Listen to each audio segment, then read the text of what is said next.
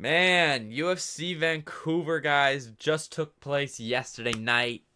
It was a pretty good card, pretty decent card overall, I'd say. I went to it live in person. Um, I did also go to UFC Seattle earlier this year. I think the crowd at UFC Seattle and the way the fights ended, there were so many finishes and how fast they were finishes.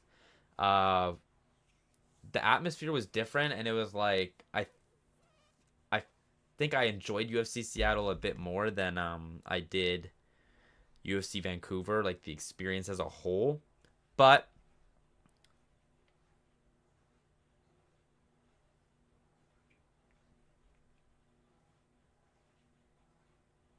UFC Vancouver was still really good. I'm just gonna do a little recap video here for this event because it was still really good in person. There was still some crazy moments. There was a lot of crazy moments, but there were some good moments that I enjoyed a lot. Um, and before that, actually, Friday night I went to the weigh-in, the ceremonial weigh-ins with my siblings, and I actually ended up getting a photo with Brendan Fitzgerald, which was pretty sick. I got to meet him and get a photo. Pretty sick. That was pretty cool that I was able to meet him.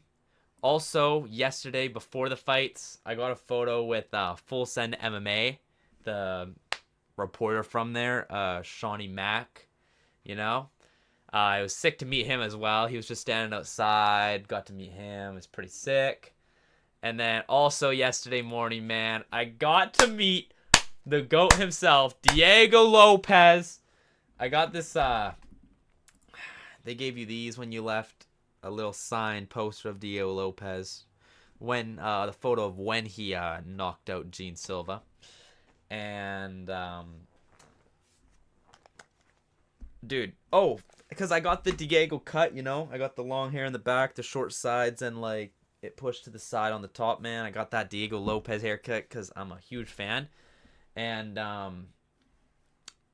actually, when I met him, he was like, I like your hair. He knew, man. He knew. He saw the hair. He liked it. Look at this, man. Hopefully you guys can hear. I'm gonna see you. Go. I'll give you. We're gonna get a solo picture, and then if you can take a group one after. You hear that? You're gonna just Look here, man. Yeah! Woo! Let's go, baby. Yeah, man, that was sick. Glad I got to meet Diego Lopes, dude. That was sick. It was good. We got Fitzgerald, Shawnee Mack, and we got to meet Diego Lopes. Can't complain, man. We got two little t-shirts, too. There's a little basic Vancouver there, but the back I really like. Nice big text there, and then just, the basic UFC Vancouver with the poster on the back. Got those two shirts, but anyways, let's get into this recap real quick. There's a couple things to talk about here, so we're gonna get into it, man. Melissa Corden versus Tainara Lisboa, man. Melissa Corden got that UFC debut win. She got the third round TKO. She looked pretty decent in there. She looked iffy at times, but she looked good in there. Bantamweight's also not a crazy good division, like rankings wise, so I think she could get definitely in the top ranks there. And man, for the first fight of the card, with the arena not full with like fans yet, the crowd was really loud for her. I don't know, man. The crowd was really loud. It was going crazy. Any moment Lisboa got like holding her up against the fence, the crowd was booing. As soon as they flipped around, everyone was cheering for Corden, man. It was crazy. The atmosphere for the first fight was actually insane. It was a decent fight. The Canadian got the dub. Can't complain, man. So, yeah, not a bad fight to start it off, but we did get a TKO round 3. Not bad. Now this one hurts, man. We got this prediction right, by the way, too. Melissa Corden, we got right. Now this one hurts, man. I didn't like Azamat Bekoev, and then I saw him when he fought Zachary Reese, and then I was like, he fought Ryan Loder. I was like, okay, you know what? I like this guy. I'm gonna back him. And then, man, I won't even blame the reach disadvantage for him. and the height and the reach obviously plays a little part, but honestly, Azamat did crack Yousri a couple times, but Yousri just didn't get hit. I don't know, or just didn't get affected by the hits, you know. So Azamat, I can't blame the reach and the height. It plays a part, but I can't blame it fully because Azamat did connect on him, and Yousri just ate those. Not came back. He won the first 2 rounds, but came in the third, 55 seconds in, just standing TKO'd Azamat. Azamat was done, man. He was so slow in the third round. Wasn't defending himself 100%. It was a good call to stop it before things got worse, especially with 4 minutes and 5 seconds left in the round. It was definitely gonna end at some point in that round. So we got this one wrong. I sucks to see Azamat lose, man. I really wanted him to win, but what are you gonna do, right? Now this one, honestly, was the least hyped, no one really whatever fight of the card, I'd say.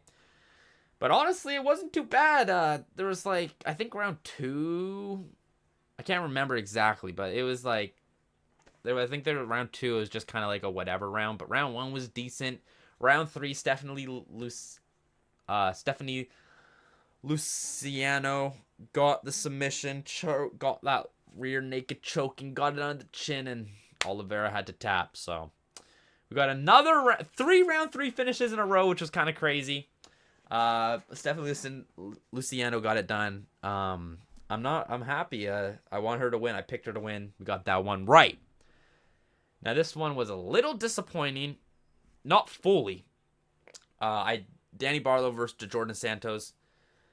Danny Barlow coming up from welterweight to middleweight. Did get chinned in his last fight and showing up here. I thought he was gonna win. I thought he may have pulled it off. Djorgen Santos lost to Ozzy Diaz, so I thought he can't be that great. Especially Santos was a big underdog.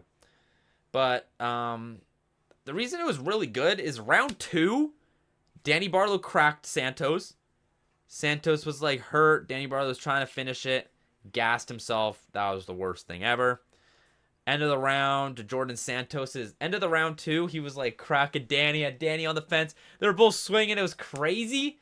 And then round 3, Djorgen Santos tried to get him in the beginning of the fight. Couldn't. Then it just turned into a boring little hold fest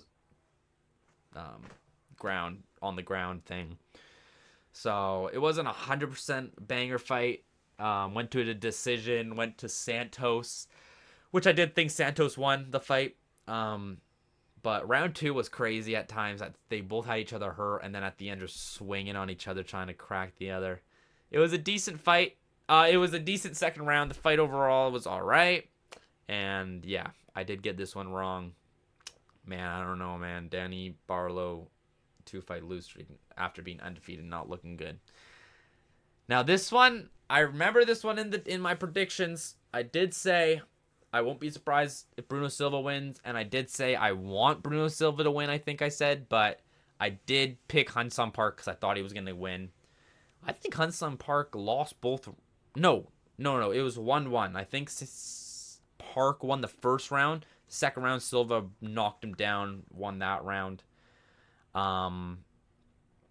And Silva comes in round 3, trying to get a choke. Hyunsung Park turns, gets out of it, and Silva just pulls the Anthony Hernandez that he did on Delidze, just slipped in under the jaw, no hooks in, and just cranked it as hard as he could.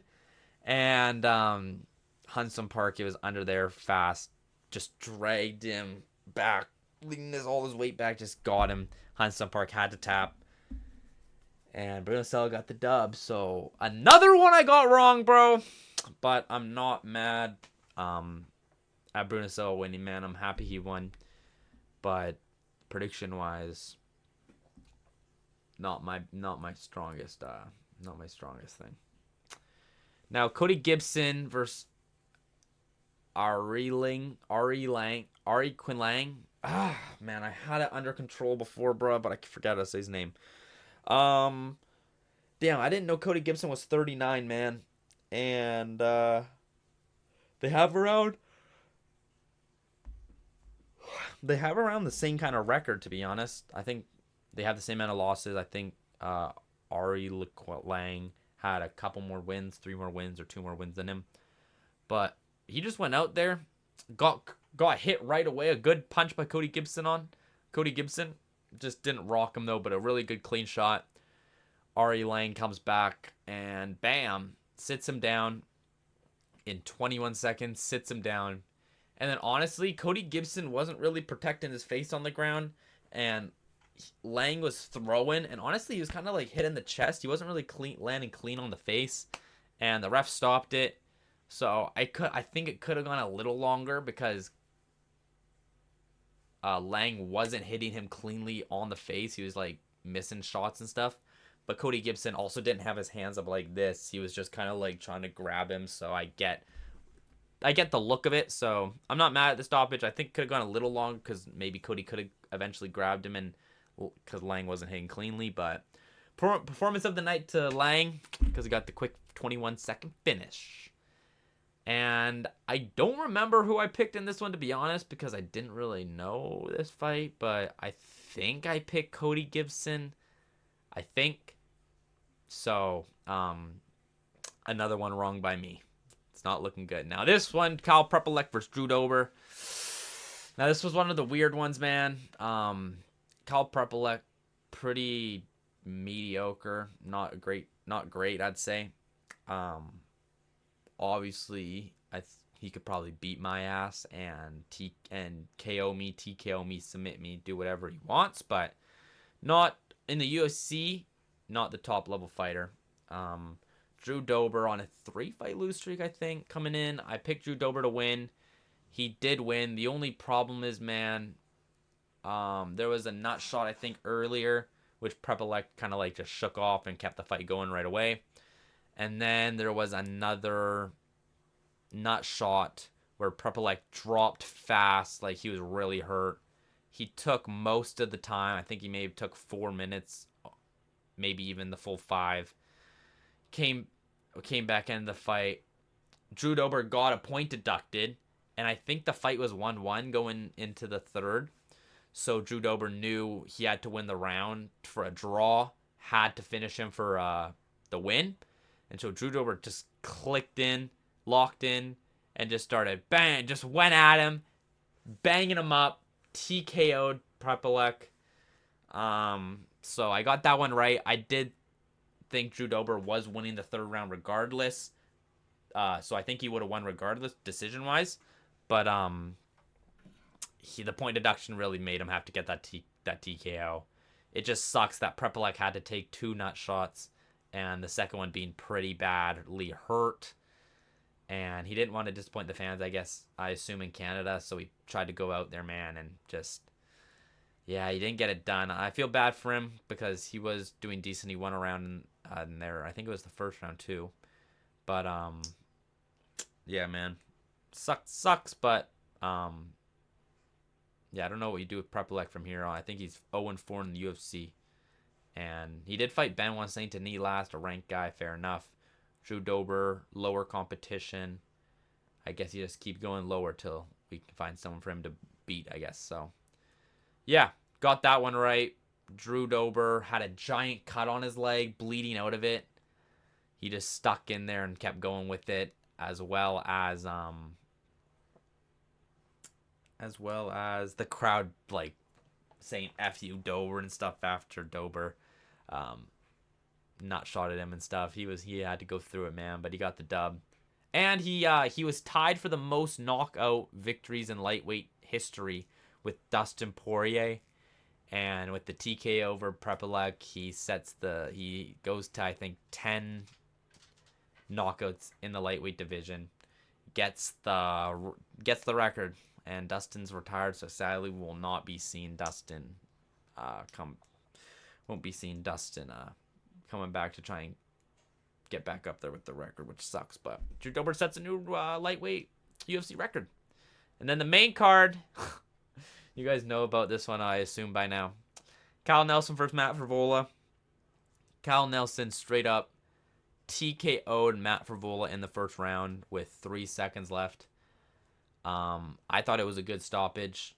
Matt Frevola ate so many unanswered shots there at the end. I guess you could have let it go the last couple of seconds because it was like right before the first round finish, but I thought it was a good finish with the 3 seconds left. And Dan Miragliotta just messed up the whole thing and realized, oh, I thought it was the end of the round. And they continued round 2 and 3. And regardless, Kyle Nelson won the fight, got unanimous decision. I did think he also won the fight, clearly. But he should have got the round 1 TKO, to be honest. I think he deserved that finish. Probably could have got him 50K as well, to be honest. But, yeah, crappy that Dan Miragliotta messed that up for Kyle Nelson. Especially making him fight 10 more minutes after he just, like, let it all out in the first round trying to finish him and got the finish. And then just had to... They looked pretty tired there in the second and third a bit. Yeah. Good scrap though. It was a decent... It was a good fight overall. Seeing all 3 rounds, it was a good fight. But I did pick... I did pick Matt Frevola to win against the Canadian. Kyle Nelson pulls it off, man. So, good on Kyle Nelson. It was a good fight. But this one deserves the 50K, man. Charles Jourdain versus Davey Grant. I did pick Charles Jourdain. Man, he was there standing, setting up the jumping knee multiple times, trying to land it. Lands it. Hits him clean on the nose. Blood gushing out of his nose. Charles Jourdain, I think Davey Grant then like grabbed him, like shot on him. Oh no, he rocked him. He fell back, and Jourdain like went and tried to finish him. Davey Grant got on his hands and knees trying to like get back up, and Charles just locked in the guillotine, sat back, didn't have it, readjusted, and locked it up. Stuck his tongue out, smiling, shaking his head, knew he had it in, and Davey Grant tapped. Charles Jourdain got the first round finish by submission. Good performance by him, man. I feel bad for Davey Grant, but good performance by Charles Jourdain. Got that 50K. The crowd was going crazy in there, man. Oh, and about the crowd, I don't know what I say. After Kyle Nelson got that finish, dude, the crowd, I think that was maybe the loudest moment. Because there's way more people in there, and everyone was going crazy at the first round finish. And then we had to see 2 more rounds. But the crowd was going crazy after the first round when he finished him. It was going crazy. But the crowd also went crazy for Charles Jourdain, man. That was a really good fight. One of the best fights. Now, Manon Fiorot, man. Jasmine Judavicious. And I did pick Charles Jourdain. I don't know if I said that already. Manon Fiorot. Jasmine Judavicious. Manon TKOs Jasmine in 1 minute and 14 seconds in the first round, man. Very unhyped. The crowd was just like, whatever, man. Like, our chick didn't win. Manon won. Wow. Sucks to see. Jasmine was on a tear, getting these submissions. She didn't have enough. It was 1 minute 14, so I guess she didn't have enough time. She was just trying to strike in the beginning. She didn't have enough time to switch to, like, start grappling or anything, where she could have won that way. But just got clipped, jelly legging. Manon came in and kind of, like, hit her a couple times, pushed her down. Jasmine came down, ate too many unanswered shots. They had to stop the fight because she's just not answering those shots. So, good, decent win by Manon. Getting the number 5 chick out of there pretty quick. I don't know if she gets the title shot next, especially if Valentino's the champ after Wei Li. So she might need one more. I think she might have to fight Natalia Silva, and the winner of that can get the title shot, because Natalia Silva deserves the title shot, but she's going to have to wait a bit for the title fight to happen. So unless she wants to wait out for the winner of that and wait a long time, maybe like 6, 7, 8 months, because they're going to need to recover, she does that. Otherwise, I think she should fight Manon. The winner of that fight gets a title shot. Got this one wrong. Picked Jasmine as the underdog. Got that one wrong, man. And this one, man, oh my days, brother. I was so hyped to see Chito Vera live, man. I'm a big Chito Vera fan. I even man, brought this. Man. I even brought my Ecuadorian flag, man, to the arena for Chito Vera, man. I was gonna be in there flying this thing, man, for him when he won, man. Oh my days, bruh. I really wanted him to win this one, bruh. I did, man. And it pained me, man, because he had Ayman Zahabi hurt in the second round, dropped him, had him hurt, throwing some things. Something I will say is when he was hurt and when Cheeto was thrown on him, Cheeto, I think, had his hands locked on a takedown, and he did pull him a bit. Ayman grabbed the cage a second time. I'm not using that as a full excuse, to be honest, but Cheeto may have gone him down. You never know what could have switched, but other than that, man, Ayman won the third round. Cheeto won the second round. And not crazy in the first. Obviously, it was split, and the split went Cheeto round 1 and 2. Ayman round... The one who gave it to Cheeto gave it round 1 and 2. Vera, the other ones gave 1 and 3 to Zahabi, and he won that way. I do think there's an argument Cheeto could have won round 1, man. I know it might just be me coping, bro. It's not just me coping. There's people, MMA Guru, Bedtime MMA, and Lucas Tracy. I think they all said that was a robbery, man. Cheeto could have won the first round. I will say it was close. But I think there is an argument for Cheeto winning that fight, man. It sucked to see him lose. But the fact it was split and someone judge did see it that way, I feel like there is definitely an argument there. Ayman Zahabi 37, man. He might get the title shot if Merab beats Jan, because there's not much guys else up there. I guess maybe Mario's another one that could get it if he beats Umar. But Ayman might get a title shot at 37 years old, and Merab will just beat him. He called out Sean O'Malley. I think Sean O'Malley would wipe the floor with him. Yeah, man, this one hurt. Not seeing Cheeto win, especially in a fight where he could have won. It's also on Cheeto. He couldn't get the finish in the second round, and round 3 he just didn't win that round. Obviously, he should have done more. But yeah, I might be most people are probably gonna think I'm coping, but I had Cheeto winning that fight 2-1, round 1 and 2 to Cheeto. I could see it for Zahabi, but I had Cheeto winning, man. And this one really hurt, man. It really hurt because to see him break his 2-fight losing streak in Vancouver live would have been beautiful. But now he's on a 3-fight lose streak, man. We move on with that. We got this one wrong. I was backing Cheeto. We got this one wrong, man. Kevin Holland versus Mike Malott. Another weird one, man. Kevin getting hit in the balls. Took like 30 seconds, came back, and then Mike, and then I think he won the first round, and then Mike kneed him. I honestly, the knee was like kind of on the side of the thigh, in the front and the inner side of the thigh. Didn't look like it hit the cup that bad, but I understand that if it did graze the cup moves the whole cup. And could have hit anything in your area down there. So I get it. Could have hurt. Kevin took the full 5 minutes. He took the full 5 minutes trying to recover. It didn't look so clean. I didn't know why he was taking all 5 minutes, but he's the fighter. It may have grazed his cup and hurt more than it looks. And so he took the full 5 minutes. Ended up losing that second round, though, still. And then Mike Malott won the third round.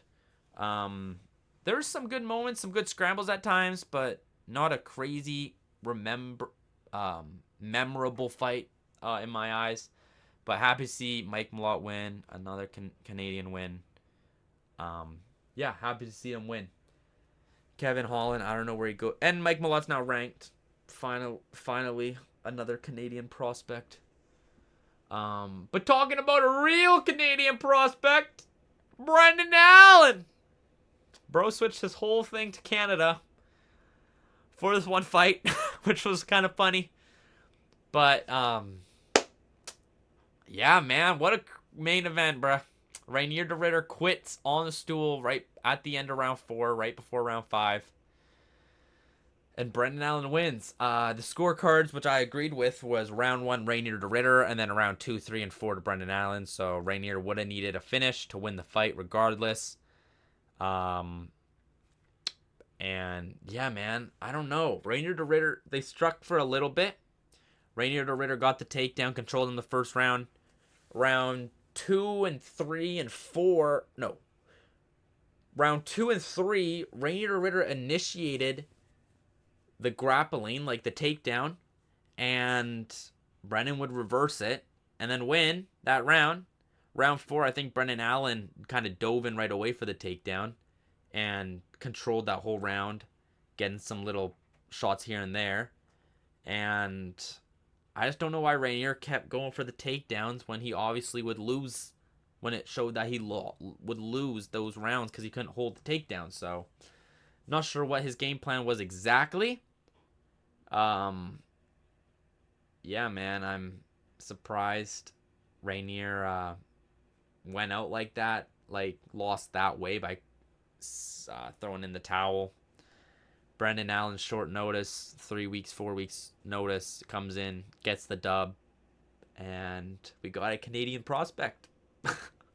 He's probably going to switch his flight back to America next time he fights, but for now we got Canadian Brendan Allen, mythic fighter, Canadian Allen, and he's going to move from number 9 to number 4. This basically confirms Nazardine Amavov's getting the title shot against Hamzat. Brendan Allen, I think Allen should fight Drickus, just because they have some beef and that would be an entertaining fight. Brendan versus Drickus. Rainier, I don't know where Rainier goes, man. Maybe we rebook Rainier versus Hernandez, but honestly, as I said before, I was gonna pick Hernandez to beat Rainier in the original event, and I think Hernandez would have beat him the same way. I think he would have just took him down and broke him down. So I don't even know if I want to see the DeRitter Hernandez fight rebooked, because I think Hernandez just beats him the same way, especially if it's 5 rounds. He would probably make him quit again, quit like that. So Brendan Allen gets the dub, surprisingly. I don't think many people expected that, to be honest. I don't know who picked Brendan Allen. And as I said too, I said I wouldn't be mad if Brendan Allen wins, so I'm happy he won. I just thought logically Rainier to Ritter would have won. Another pick wrong, man. So overall, not. Oh, and who got fight of the night again?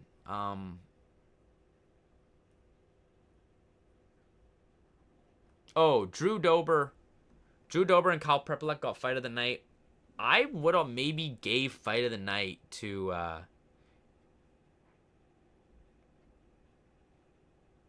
who would I have given it to? I thought I had it. Look at the card. No, sorry. What I said I would have done is I would have done no fight of the night. I would have gave Yousri a performance bonus and Melissa Corden a bonus instead for their finishes and how they look. So, but other than that, man, UFC Vancouver, another one in the books. It's probably gonna be a while since they come back to the West Coast near me to see an event, unless I fly somewhere. But I don't know if I want to buy flights and hotels and all that. So, yeah, I don't know if I'm gonna do all that. So it's gonna be a while since I go to another UFC event, I would think. But it was a good event, man. I enjoyed it. We got a couple. Wait, I had one more video I think I wanted to show, didn't I? Oh, that's what it was. One last thing.